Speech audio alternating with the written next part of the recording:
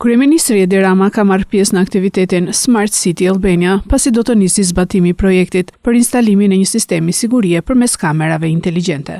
Rama tha se ky projekt do ta rendisë Shqipërinë në nivelin më të lartë të teknologjisë edhe në këtë drejtim, duke sjellë standarde të larta monitorimi të rrugëve, të qyteteve, të shkollave dhe mjediseve të tjera publike. Ai u shpreh se një nga arsyet se pse ka ndodhur tragjedi mes të miturve në shkolla ishte pikërisht mungesa e monitorimit, ndërsa shtoi se projekti Smart City do të identifikojë shkelësit në kohë reale. Ky nuk është një projekt kamerash. Nuk është asnjë projekt mbikëqyrjeje me kamera dhe mbikëqyrjeje e trupave të policisë përmes leximit të kameras kur del nevoja.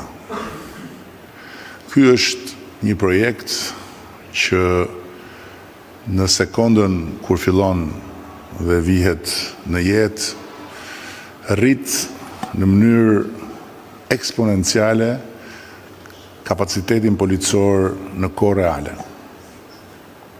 Ky është një projekt që i jep policisë shtetit një sy magjik për të parë në kohë reale të gjithë territorin e interesit.